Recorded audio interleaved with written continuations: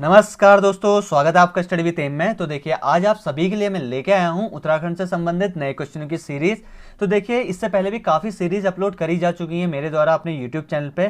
तो जिन लोगों ने नहीं देखी है वो सीरीज, तो हमारे यूट्यूब चैनल पे आप सभी लोगों को प्लेलिस्ट मिल जाएगा उत्तराखंड न्यू क्वेश्चंस करके। तो आप सभी लोग उस प्लेलिस्ट पे जाके वो सारी वीडियो देख सकते हैं।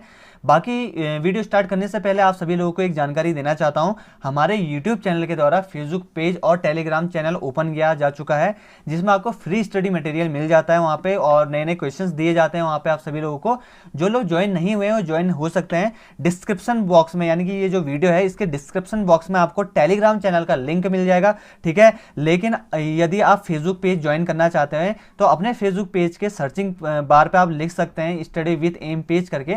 तो आपको जैसा आप हमारे यूट्यूब चैनल का आइकन देख रहे हैं, इसी आइकन पे आपको फेसबुक पेज भी बना हुआ मिल जाएगा। आप उसे भी ज्वाइन कर सकते हैं, फ्री ऑफ कॉस्ट है, ठीक है।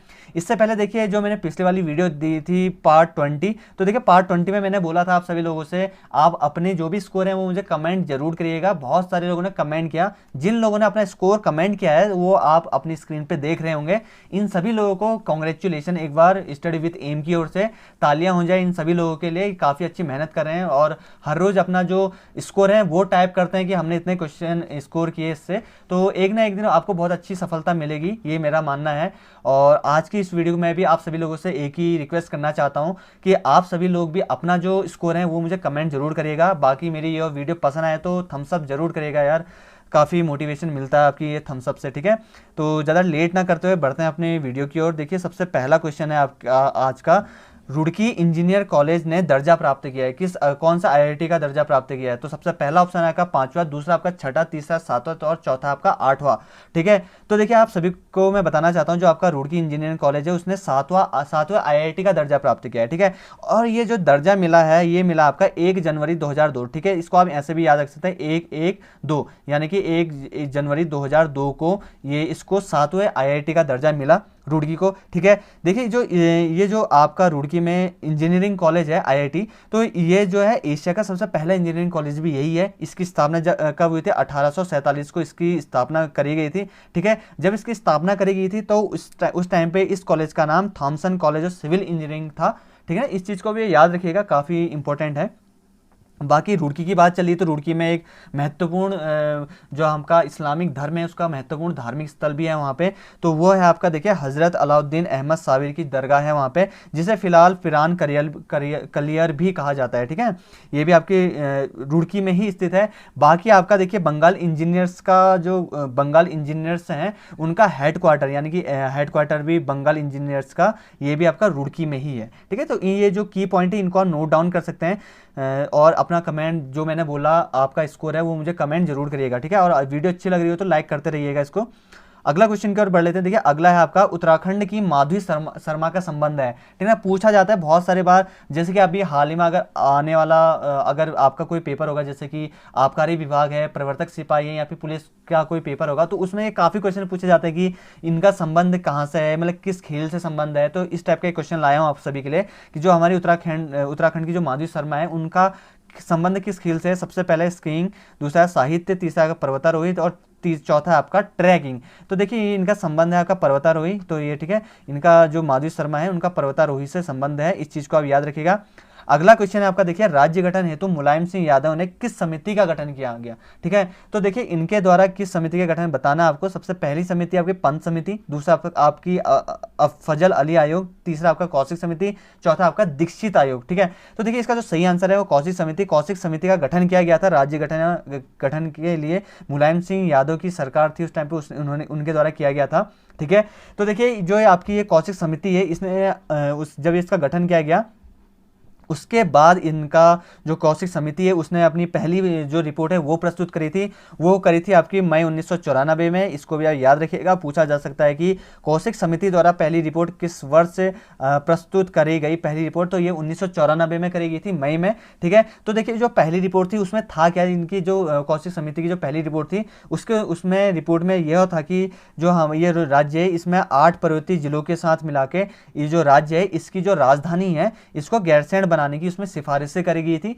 तो फिलहाल गैरसैंण, अब आपने पता ही होगा इस बार के जो सत्र चला था उसमें गैरसैंण जो है उसको अस्थायी राजधानी उसे भी घोषित कर दी गई है। ठीक है, उसके बाद अगला क्वेश्चन की ओर बढ़ लेते हैं। देखिए अगला क्वेश्चन आपका, सविनय अवज्ञा आंदोलन का नेतृत्व उत्तराखंड से किसने किया था? ठीक, उत्तराखंड से। ठीक है, वहां पे भाग लेने की बात नहीं करी जा रही है, तो दोनों क्वेश्चन अलग अलग है, इन चीज को नोट कर सकते हैं। देखिए ये बोल रहा है कि सविनय अवज्ञा जो आंदोलन हुआ था का नेतृत्व उत्तराखंड में किसने किया था? ठीक है ना, तो सबसे पहला ऑप्शन आपका रामदत्त पंत, दूसरा आपका गोविंद वल्लभ पंत, तीसरा आपका पूर्णानंद तिवारी, चौथा आपका बद्रीदत्त पांडे। तो इसका जो सही आंसर है वो होगा आपका गोविंद वल्लभ पंत। देखिए उत्तराखंड में नेतृत्व गोविंद वल्लभ पंत ने किया था। बाकी आपका जो कंफ्यूजन है वो भी क्लियर कर देता हूं। देखिए जो सविनय अवज्ञा आंदोलन हुआ था 1930 में, तो उस टाइम पे इस आंदोलन में उत्तराखंड से 3 लोगों ने भाग लिया था। ठीक है ना, ये 3 लोग अमूमन इन 3 लोगों के बारे में पूछते हैं। हो सकता है इस बार ये भी पूछा जा सकता है कि उत्तराखंड में नेतृत्व किसने किया था। तो ये तो बता दिया मैंने आपको, गोविंद वल्लभ पंत। लेकिन पूछा जाए कि सविनय अवज्ञा आंदोलन में उत्तराखंड से कितने व्यक्तियों ने भाग लिया था, तो वो थे आपके 3, जिनके नाम है सबसे पहला है आपका ज्योतिराम कांडपाल, दूसरा आपका देखिए भैरव दत्त जोशी और तीसरे आपके खड़ग बहादुर। ठीक है, इन 3 लोगों ने यहाँ उत्तराखंड से भाग लिया था सविनय अवज्ञा आंदोलन में के दौरान, और यहाँ पे इनका जो नेतृत्व किया था, क्योंकि देखिए जो ये आपका सविनय अवज्ञा आंदोलन था उस टाइम के नमक आंदोलन से जुड़ा हुआ है, तो यहाँ पे तो इस टाइप की कोई नमक उत्पादन होता तो नहीं था उत्तराखंड में, तो लेकिन इसका जो संबंध रहा फिर ये वन कानून में परिवर्तित हुआ, और उत्तराखंड में जो वन कानून का उस टाइम पे नेतृत्व किया ये क्या था आपका गोविंद वल्लभ पंत जी के द्वारा। ठीक है, तो कुछ की पॉइंट है, इनको याद रखना बहुत जरूरी है, बहुत से कंफ्यूजिंग वाले क्वेश्चन होते हैं, आप पढ़ के जाएं ये 3 नाम और पता चल जाए, यहाँ पे आप पूछ लिया जाएगी उत्तराखंड में नेतृत्व किसने किया था, तो उत्तराखंड में नेतृत्व की बात है तो वो होगा आपका गोविंद वल्लभ पंत जी के द्वारा। अगला क्वेश्चन आपका देखिए, नुणाई मेला कहां लगता है, तो आपको बताना है। सबसे पहला ऑप्शन आपका कौसानी, दूसरा आपका अल्मोड़ा, तीसरा आपका पौड़ी और चौथा आपका जौनसार। ठीक है, तो देखिए आपको बताना चाहता हूं जो आपका नुणाई का मेला लगता है वो लगता है आपका जौनसार में। ठीक है ना, जौनसार इसका सही आंसर रहेगा। देखिए जौनसार लाखा मंडल के अंतर्गत आता है आपका जौनसार क्षेत्र, तो जौनसार क्षेत्र में आपका भटाड़ मानथान एक जगह है, वहां पे लगता है आपका ये नुणाई मेला। ये प्रति वर्ष अगस्त महीने के टाइम पे इस नुणाई मेले का आयोजन किया जाता है। ठीक है ना, तो इस चीज को याद रखिएगा। अगला क्वेश्चन है देखिए आपका यहाँ पे, भुवनेश्वरी देवी मेला कहाँ लगता है, तो पहला ऑप्शन आपका पौड़ी, दूसरा आपका अल्मोड़ा, तीसरा आपका बागेश्वर, चौथा आपका टिहरी।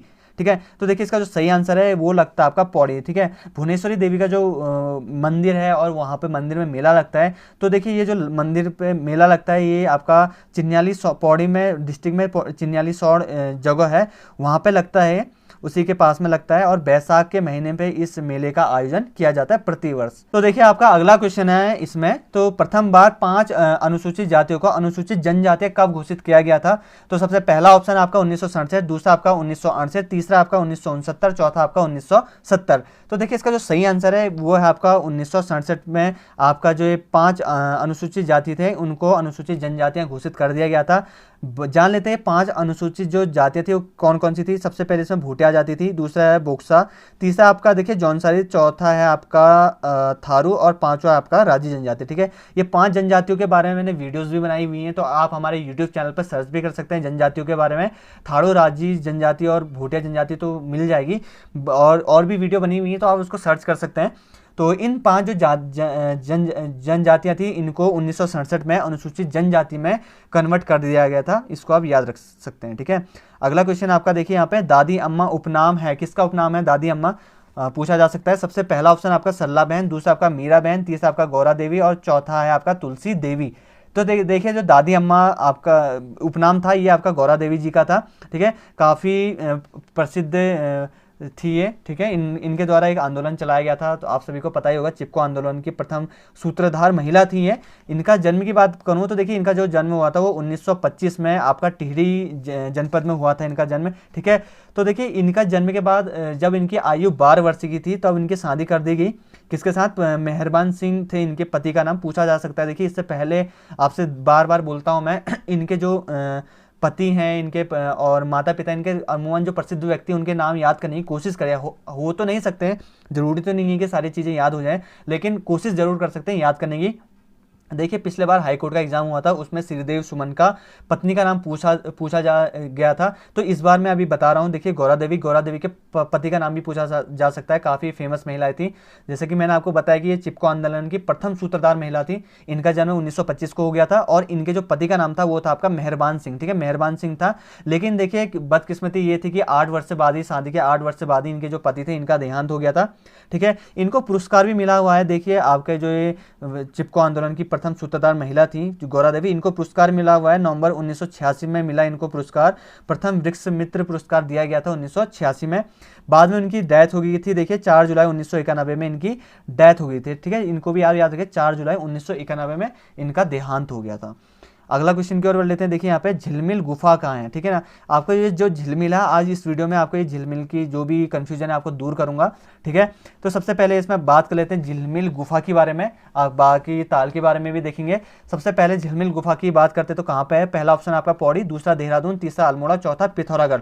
तो देखिए इसका जो सही आंसर है, जो झिलमिल गुफा है आपका, वो है आपका पौड़ी डिस्ट्रिक्ट में स्थित है। ठीक है, ये जो गुफा है काफ़ी प्रसिद्ध गुफा है। यहाँ पे ये नीलकंठ जो महादेव मंदिर है उसी के पास में ये गुफा है, लगभग 3 से 4 किलोमीटर के आसपास में पड़ती है गुफा।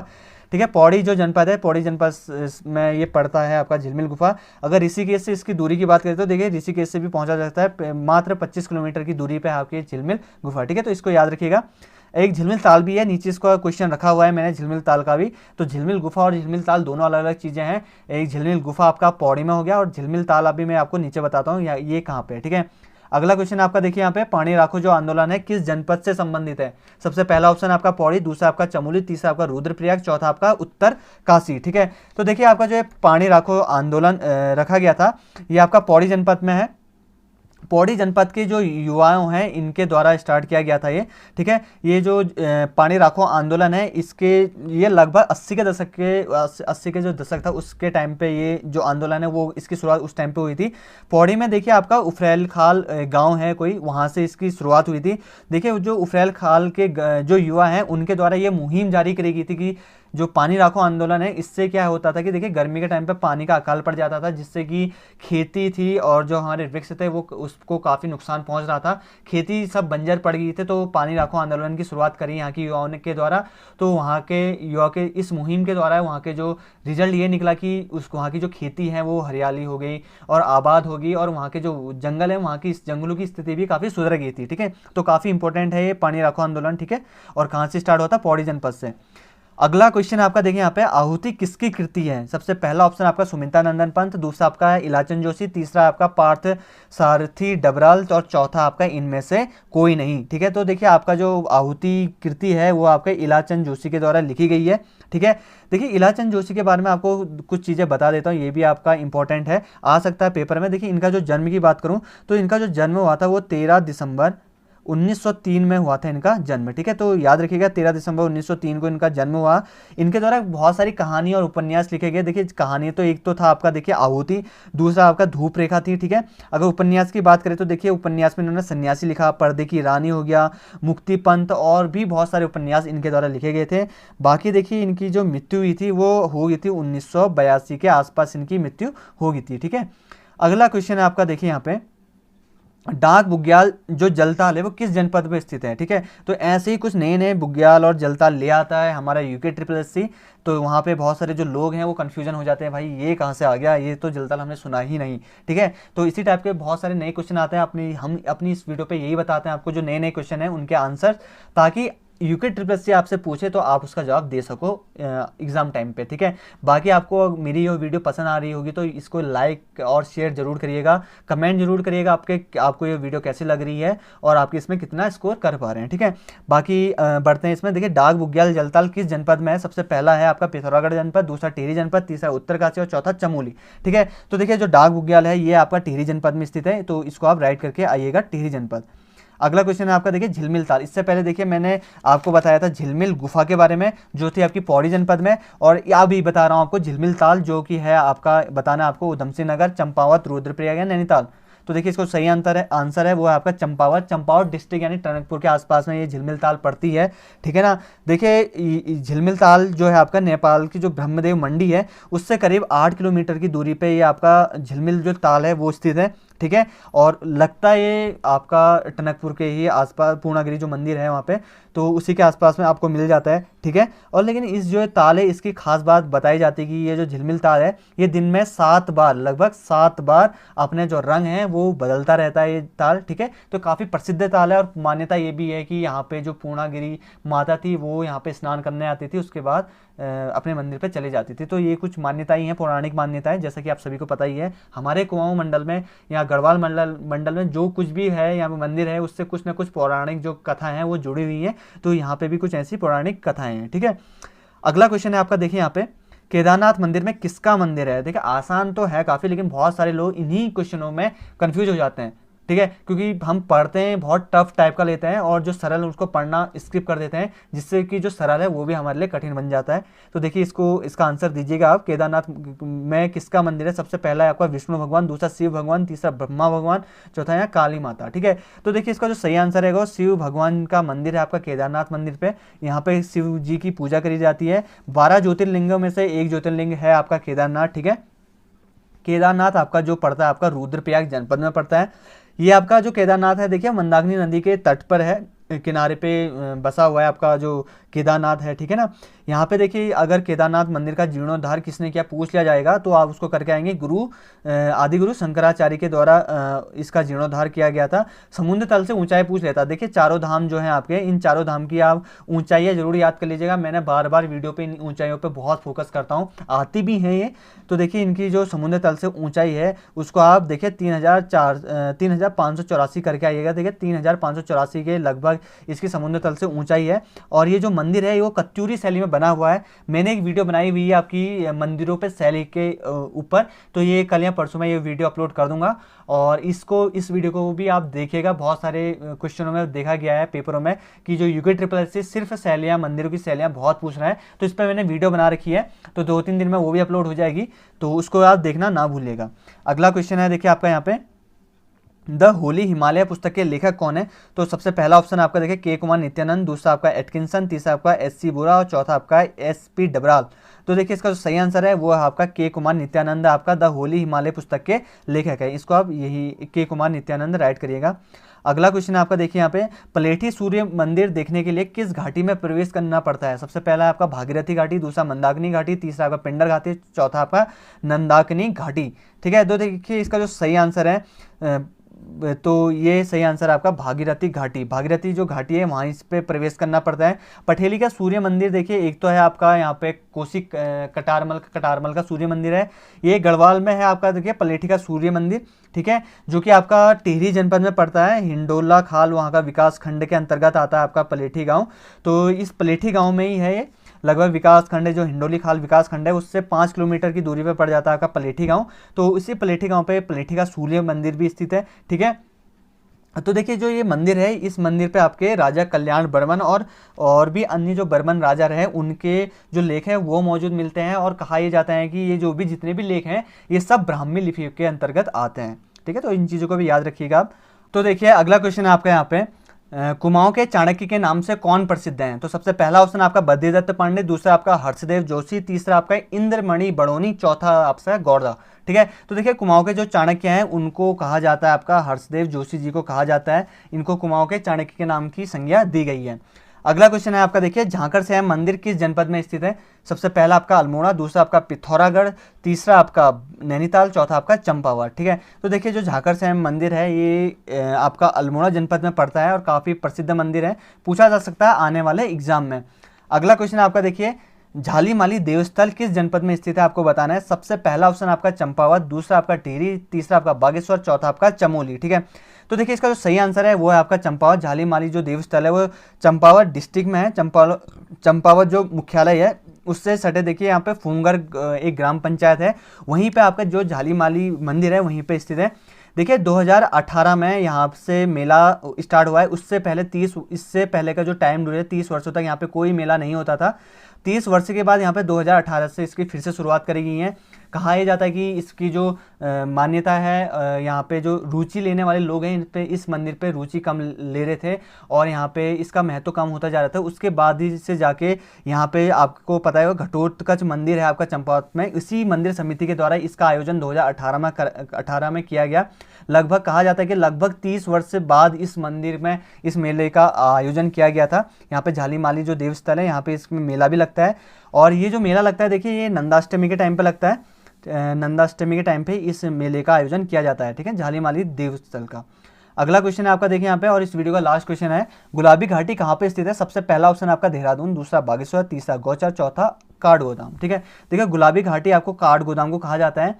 कुमाऊं का प्रवेश द्वार भी आपका काठगोदाम को कहा जाता है। देखिए जो काठगोदाम है वो आपका नैनीताल डिस्ट्रिक्ट में आता है, ठीक है। तो इस चीज़ को अभी याद रखिएगा। और कुमाऊं मंडल में जो अंतिम रेल स्टेशन है यहाँ की कुमाऊं मंडल की ओर में, तो काठगोदाम पे ही लास्ट पे, यहाँ से अंदर को कुमाऊं की ओर बढ़ते हैं तो यहीं तक का रेलवे स्टेशन यहीं पे है काठगोदाम का। कुमाऊं का जो रेलवे स्टेशन है वो काठगोदाम ही है, ठीक है। तो ठीक है दोस्तों, ये तो थी एक मेरी छोटी सी आपके लिए प्रयास था ये, जिसमें मैं आपके लिए 20 क्वेश्चंस लेके आया था। उम्मीद यही करता हूँ कि आप सभी लोगों को ये 20 क्वेश्चन काफ़ी अच्छे पसंद आए होंगे। इस 20 क्वेश्चन के अलावा आपके जितने भी डाउट्स हैं, जितने भी आपके क्वेरीज हैं, वो फुलफिल करी गई होंगी मेरे द्वारा। और आप सभी लोगों को अगर मेरी ये वीडियो पसंद आएगी तो इसको लाइक, कमेंट और शेयर करना बिल्कुल ना भूलें अपने दोस्तों के साथ। और अपना कमेंट जरूर करें, मेरे को अपना कमेंट जरूर करें, स्कोर बताएं कि आपका स्कोर कितना रहा, ठीक है। तो ठीक है दोस्तों, उम्मीद यही करता हूँ सभी लोगों को मेरी ये वीडियो पसंद आई होगी। और आपकी जो भी आगामी पेपर होने वाले हैं उसके लिए स्टडी विद एम की ओर से अभी से wish you all the best. धन्यवाद।